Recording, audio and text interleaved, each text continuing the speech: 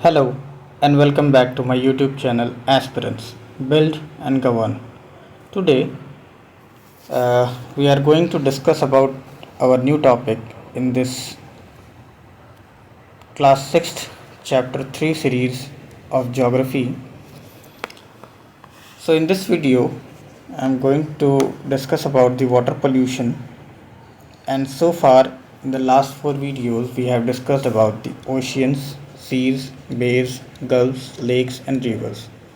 This way we have finished our chapter on water bodies. So today is the last class of this chapter of water bodies. Now today we are going to discuss about the water pollution. So now let us see what is water pollution. Water pollution, as the word says, if we do the word breakdown, अगर हम लोग word breakdown करें तो इससे क्या समझ में आता है हमें कि वाटर पोल्यूशन क्या है. The presence of undesirable substance in water which makes the water unfit for the use by humans, animals and marine life is called water pollution. मतलब कि पानी में ऐसी ऐसी चीज़ें मिली हुई हैं जिससे जो परेशानी पहुंचाएंगे, which is not unfit for drinking purposes or for the use of humans, animals and marine life such as fishes, etc. Right now, as we can see that the pollution can affect fresh water, salt water and groundwater. Fresh water, as you know, fresh water वो है जिसमें salt नहीं present है, salt water जिसमें salt present है, and ground water means जो कि ground के अंदर प्रेजेंट है. मतलब ग्राउंड के अंदर जो वाटर होता है, जहाँ से आपके घर में पानी आता है समरसेबल से या फिर मोटर से, जैसे भी पानी आता है वो कहाँ से आता है, अंडरग्राउंड वाटर से, जो कि कहाँ स्टोर्ड होता है, एक्विफर्स में स्टोर्ड होता है. ठीक है, उन्हें क्या बोलते हैं, एक्विफर्स, जहाँ पे ये वाटर स्टोर्ड होता है. वहाँ से हम लोग इस पानी को थ्रू द मोटर और समरसेबल इसको एक्सट्रैक्ट करते हैं. Right. So pollution can affect all these three sources and it is very harmful for plants, animals and humans. Jaundice, like gastroenteritis and typhoid are diseases caused by drinking polluted water. मतलब jaundice, पेट के लिए problem है ना, typhoid, ये सारी disease हो सकती हैं बाय ड्रिंकिंग पोल्यूटेड वाटर्स.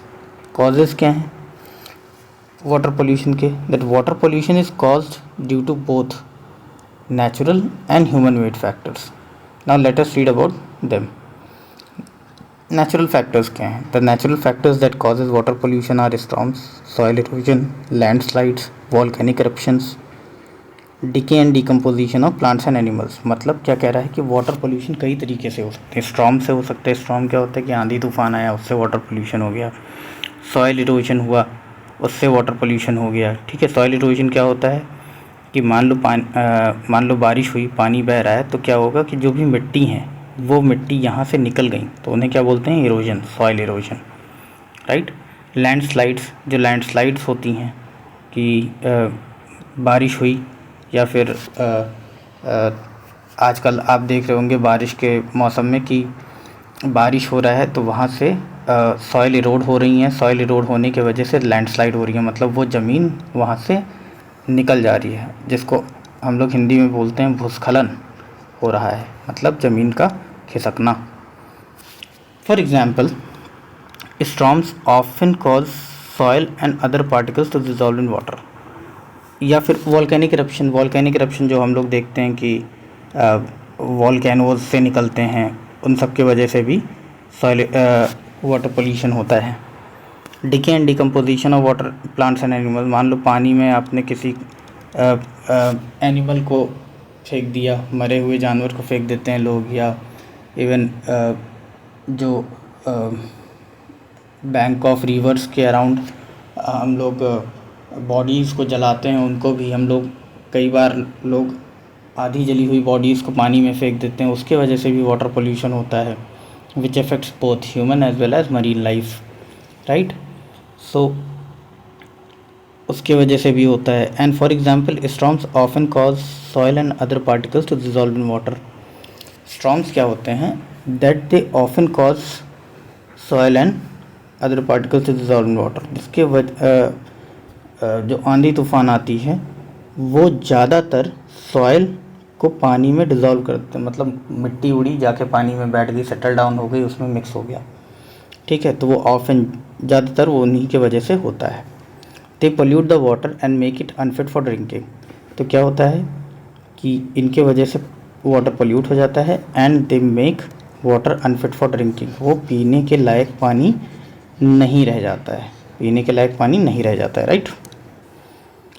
ना ह्यूमन मेड फैक्टर्स, ये तो नेचुरल फैक्टर थे, अब ह्यूमन मेड फैक्टर क्या है। ह्यूमन मेड फैक्टर मतलब जो इंसानों के वजह से हो रहा है, such as water pollution can be cause by human activities due to dumping chemical waste. अब आप देखते होंगे कि फैक्ट्रीज से जो भी स्लज या जो भी वेस्ट मड निकला वो जाके डायरेक्टली हम लोग रिवर में पोर कर दे रहे हैं, उसके वजह से भी वाटर पोल्यूशन हो रहा है, ठीक है। From factories into water bodies, dumping house holds and municipal wastes. अब जो हाउस होल्ड घर का कचरा निकला, गाड़ी वाला आया, घर से कचरा उठाया, उसके बाद जाके कहाँ डंप कर दिया, रिवर वाटर में या फिर लेक में या फिर पॉन्ड में, किसी भी।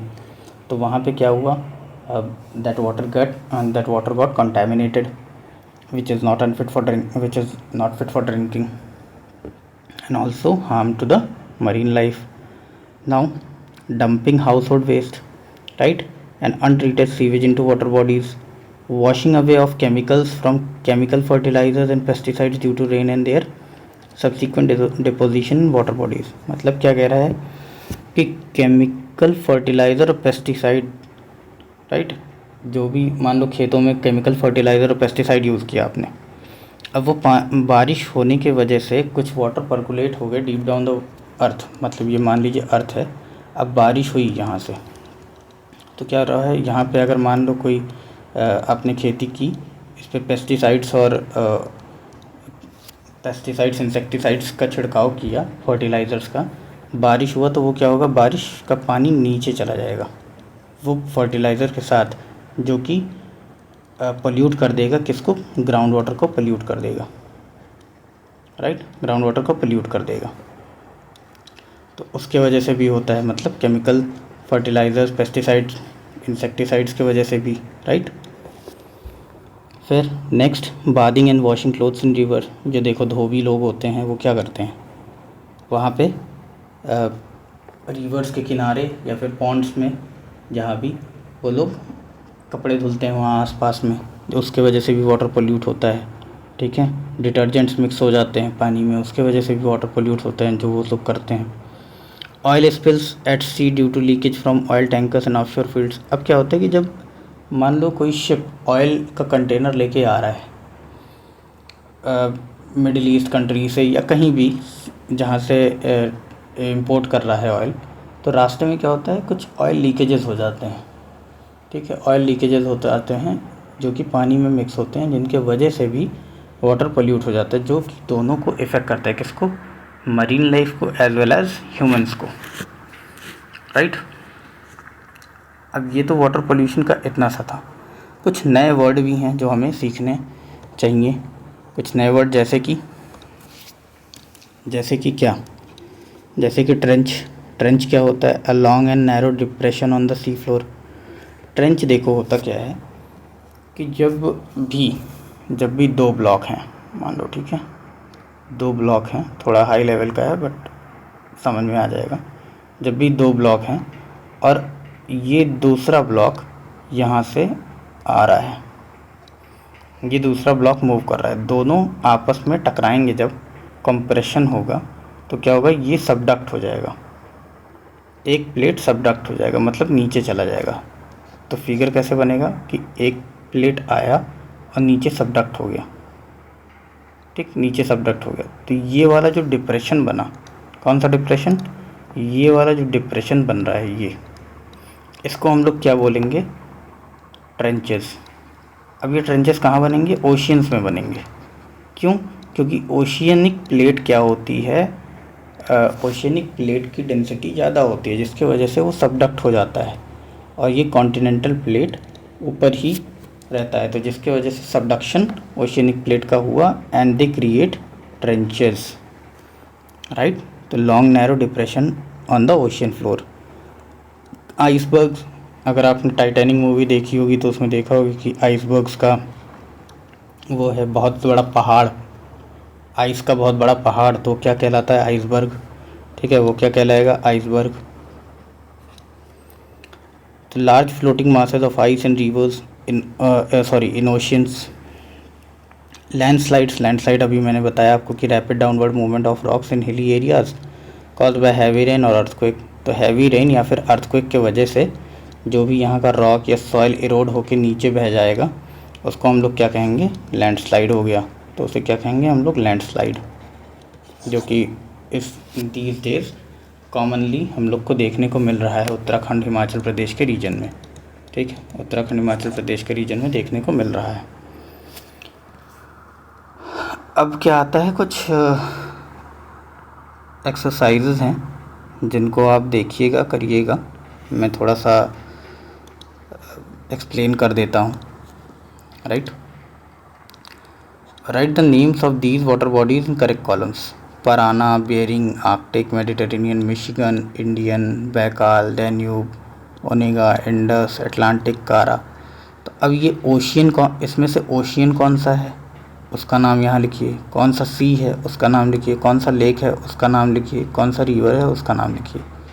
तो इन बॉक्सेस में से आपको ocean, seas, lakes and rivers को फिल करना है, ठीक है। जैसे फॉर एग्जांपल मेडिटेरेनियन क्या है? सी है, तो यहाँ पे क्या आ जाएगा? मेडिटेरेनियन सी, ठीक है। इंडस क्या है? इंडस रिवर है, तो इंडस आ जाएगा, ठीक है। अटलांटिक क्या है? अटलांटिक ओशियन है, तो अटलांटिक आ जाएगा यहाँ पे, ठीक है। डैन्यूब क्या है? डैन्यूब रिवर है, तो यहाँ पे आ जाएगा, ठीक है। ऐसे आपको इसको फिल करना है। इंडियन क्या है? तो इंडियन ओशियन है, इंडियन ओशियन हो जाएगा। तो ऐसे ही आपको फिल करना है ये सारे, ठीक है। पराना, बेरिंग, आर्कटिक, ये सब क्या है, ठीक है, आपको यहाँ पे फिल करना है। फॉर एग्जांपल जैसे मिशिगन है, तो मिशिगन क्या है? लेक है, ठीक है। सबका एक एक मैंने एग्जांपल दे दिया, आप बाकी आप ढूंढ के इसको करिए ये एक्सरसाइजेस। बाकी अगर कोई प्रॉब्लम आती है I will be dealing that in comment section. Now there are some exercises on true and false. Like for example, mean sea level is taken as the starting point for the measure of the height of land and depth of the ocean floor. तो इस exercises को आप करिएगा, जो भी doubt आता है। Previously मैंने ये सब आपको पढ़ा रखा है कि मीन सी लेवल क्या होता है, वहाँ से starting point for the major of the height of land और depth of the ocean floor कैसे लेते हैं, तो वो ट्रू एंड फॉल्स है कि नहीं, ठीक है। The shape of the Pacific ocean resembles the letter S. मैंने आपको ये भी बताया था कि एस लेटर का ओशियन कौन सा ओशियन एस लेटर के फॉर्म में है, ठीक है। रिकॉल करिए, क्या वो पैसिफिक है या कोई और है, ठीक है। A gulf is larger than a bay. मैंने आपको बताया गल्फ़ और बे में डिफरेंस, कि गल्फ़ और बे क्या होता है, रिकॉल करिएगा। Lake superior is a fresh water lake. Superior का फ्रेश वाटर लेक है। अब लेक सुपीरियर क्या है कि यूएसए और कनाडा, ठीक है, के बॉर्डर पे प्रेजेंट है ये लेक सुपीरियर। ये लार्जेस्ट फ्रेश वाटर लेक है, ठीक है। लार्जेस्ट क्या है? Fresh water lake.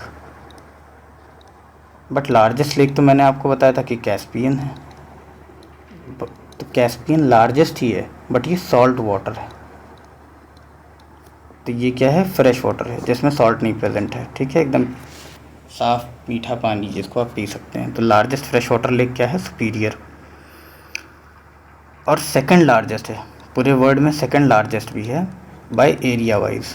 Area wise ये फर्स्ट लार्जेस्ट है, फर्स्ट बाय एरिया, बट ये सेकंड बाय एरिया लार्जेस्ट है, ठीक है, ये ध्यान रखिएगा आप। और ये सुपीरियर किसको डिवाइड करता है? यूएस एंड कनाडा के बॉर्डर पे है, ठीक है। Now leakages from oil tankers is a natural cause of water pollution. क्या ये नेचुरल कॉज है वाटर पोल्यूशन का? लीकेज हो जाता है टैंक से, ठीक है। नेचुरली या मैन मेड, मैंने बताया कि मैन मेड क्या होता है, नेचुरली क्या होता है। मैन मेड जो मैन की वजह से हो, ठीक है, इंसानों की वजह से हो, उसको मैन मेड कहेंगे। और जो नेचुरली हो, उन जैसे कि स्टॉर्म्स, ठीक है, ये सब क्या है? नेचुरली हो रहे हैं, तो उनको क्या तो ऑयल टैंकर जो स्पिल हो जा रहे हैं ओशियंस में, उनको क्या बोलेंगे? वो नेचुरल है या मैन मेड है? ठीक है।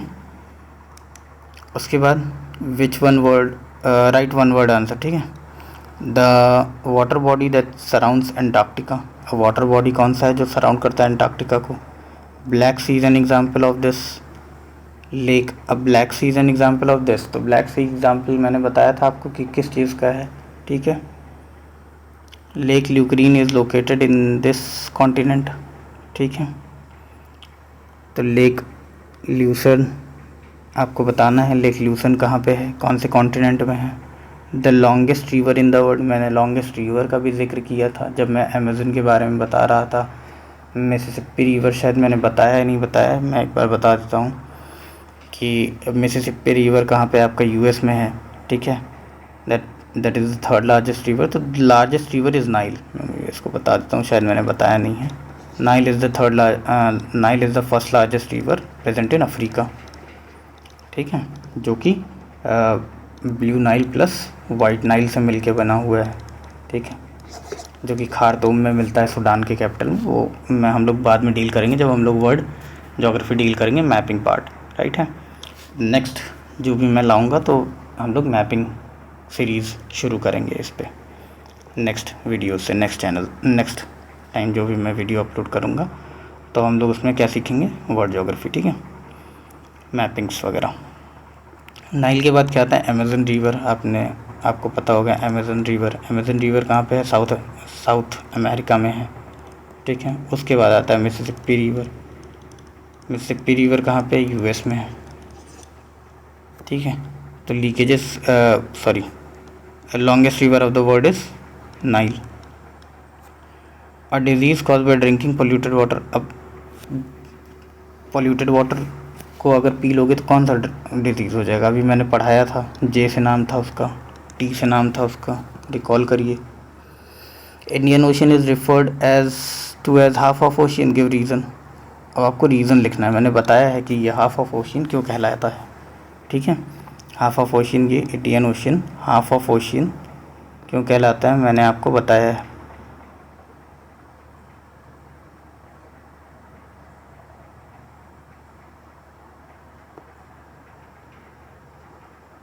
मैंने आपको बताया कि ये हाफ ऑफ ओशियन क्यों कहलाता है। ठीक है।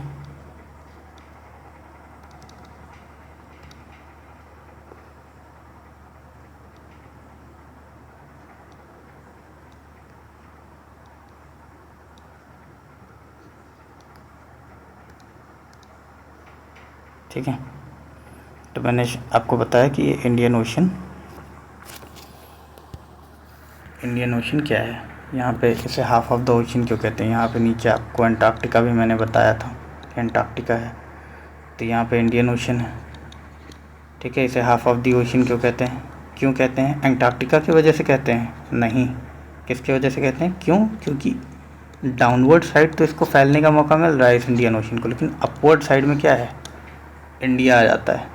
अपवर्ड साइड में क्या है, इंडिया आ जाता है, इसलिए इसको हम लोग क्या बोलेंगे, हाफ ऑफ द ओशन है ये। ठीक है। इसे हाफ ऑफ द ओशन बोलेंगे। A river deposit sediments in its lower course. River deposit कर रहा है sediments in its lower course, क्या ये इसका रीज़न दीजिए। ये सही बात है। ठीक है। रीज़न क्यों है, क्यों डिपॉजिट करता है लोअर कोर्स में? ठीक है। मैंने बताया आपको कि ट्रैवल करते हुए रिवर आ रही है तो वहाँ से इरोजन होगा। इरोजन के बाद क्या होगा? ठीक है। मैंने बताया आपको इरोजन होगा। इरोजन के बाद क्या होगा? ट्रांसपोर्टेशन होगा। ट्रांसपोर्टेशन के बाद क्या होगा? डिपोजिशन होगा। तो लोअर कोर्स में डिपोजिशन क्यों हो रहा है? क्योंकि लास्ट में आते आते रिवर का स्पीड बहुत स्लो हो जाता है, जिसके वजह से जो भी सैंड, सिल्ट, क्ले, मड जो भी हैं वहाँ पे नीचे सेटल डाउन हो जाती हैं रिवर वाटर में। ठीक है। ये सब आपको देखना है। रीज़न, इसका आंसर ज़रूर लिखिएगा रफ कॉपी में अपने। ऐसे ही ये एक्सरसाइज ने आंसर दीज क्वेश्चंस की हाइड्रोस्फीयर को डिफ़ाइन करिए, मैंने बताया है, एंड मीन सी लेवल को। टू इम्पोर्टेंस ऑफ ओशियंस की इम्पोर्टेंस बताइए। ठीक है। Two difference between marginal inland seas, name 3 marginal seas. Marginal seas क्या होते हैं, मैंने बताया आपको मार्जिनल सीज क्या होते हैं, ठीक है, रिकॉल करिए एंड लिखिए। मार्जिनल सीज मैंने बताया आपको अच्छे से। लेक्स क्या होते हैं, which lakes are together called the Great Lakes. Great Lakes किनको बोलते हैं, अभी मैंने एक एग्जांपल भी इधर पढ़ा है आपको मिशिगन और सुपीरियर का, ठीक है, उन्हीं में से कुछ होते हैं यूएस के लेक्स, ग्रेट लेक्स बोलते हैं, ठीक है। How does a river carry out it's work, river कैसे अपना वो करता है, मीएंडरिंग क्या होता है, ये सब मैंने शायद आपको बताया है, तो उसको आप देखेंगे कि कैसे अपना रिवर काम करता है ना। How does it carry it's work, so how a river carry out it's work. Define water pollution, water pollution मैंने अभी आपको बताया कि वाटर पोल्यूशन क्या होता है। राइट 3 ह्यूमन मेड कॉजेज़ आपको लिखने हैं, नेचुरल नहीं, ह्यूमन मेड, ठीक है, इंसानों की वजह से क्या हो, कैसे पोल्यूशन होता है। Time to do mark and label the following on the map of the world. The deepest ocean मैंने आपको बताया, डीपेस्ट ओशियन कौन सा है, ठीक है। Seas Caribbean, Mediterranean, Red, Hudson Bay, Arabian, इसको मार्क करिए आप किस पे, मैप पे इसको मार्क करिए। Lakes Caspian, Superior, Victoria, Aral, Eyre. Eyre कहाँ पे है, ऑस्ट्रेलिया में है ये, ठीक है। अरल ये एशिया में आप कह सकते हो, ठीक है, near to Asia and Europe, लेकिन ये एशिया में आएगा अरल, ठीक है। अरल सी आपका कहाँ पे आएगा, एशिया में आएगा। विक्टोरिया बताया मैंने अफ्रीका में। सुपीरियर कहाँ पे बताया मैंने, यूएस में। कैस्पियन सी लार्जेस्ट सॉल्ट वाटर लेक, ठीक है, ये कहाँ पे है, एशिया में है, तो इसको आप मार्क करिए, ठीक है। कहाँ पे, वर्ल्ड मैप आप एक लीजिए और इसको मार्क करिए, एटलस को देखते हुए एटलस में मार्क करिए, या फिर इसको मार्क ज़रूर करिए, ठीक है। करेबियन के बारे में भी मैंने बताया है, Mediterranean, Red, Hudson Bay, Arabian. Hudson Bay में भी ना बताया हो, लेकिन हडसन बे क्या होता है कि कनाडा का जो पार्ट है वो हडसन बे वहाँ पे आएगा आपका, ठीक है। ये क्या है, ये साउथ अमेरिका है अगर, और ये नॉर्थ अमेरिका है, ठीक है। ये मैक्सिको का पार्ट है, ये यूएस है। तो हडसन बे आपका यहाँ पे प्रेजेंट है, कहाँ पे, कनाडा में हडसन बे प्रेजेंट है, ठीक है। इस वाले एरिया में आपका हडसन बे प्रेजेंट है, ठीक है। रेड सी आपको बताया मैंने मिडल ईस्ट में है। मेडिटेरेनियन का बहुत अच्छे से बताया मैंने आपको, मेडिटेरेनियन सी आपको मैंने बहुत डिटेल में समझाया भी, और कई बार मैप बना के मैं दिखा चुका हूँ, एक बार और बता देता हूँ मैं आपको। अफ्रीका आप देखते हैं, ठीक है, अफ्रीका आपको दिखाई देता है, ये क्या रहा अफ्रीका का, हॉर्न ऑफ अफ्रीका। ये रहा मिडिल ईस्ट से जब आप शुरू करते हैं तो ये इटली से होते हुए, आइबेरियन पेनिनसुला से होते हुए ये एशिया चला गया इधर।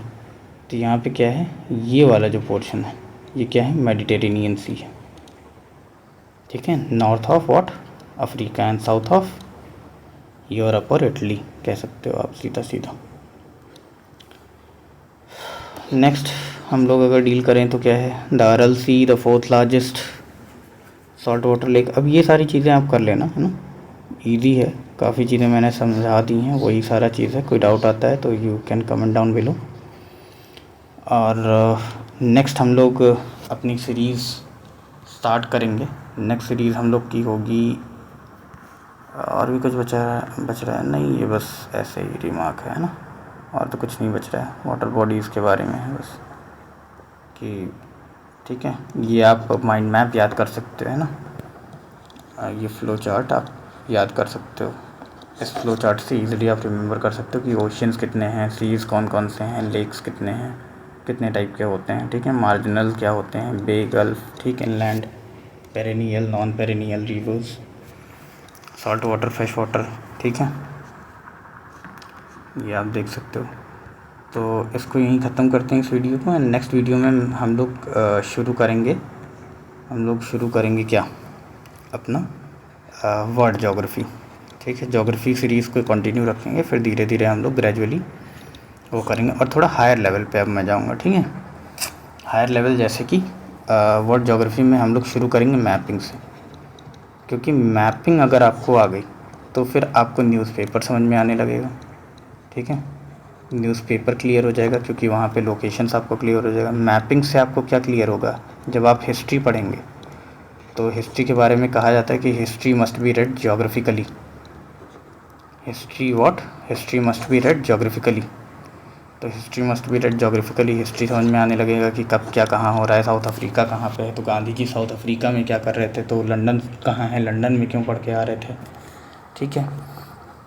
और ऐसे ही धीरे धीरे हम लोग बहुत सारी चीज़ें जानेंगे, जैसे कि London, UK, Britain, Great Britain, इन सब में डिफरेंस क्या होता है, कई सारी चीज़ें मैपिंग में हम लोग सीखेंगे।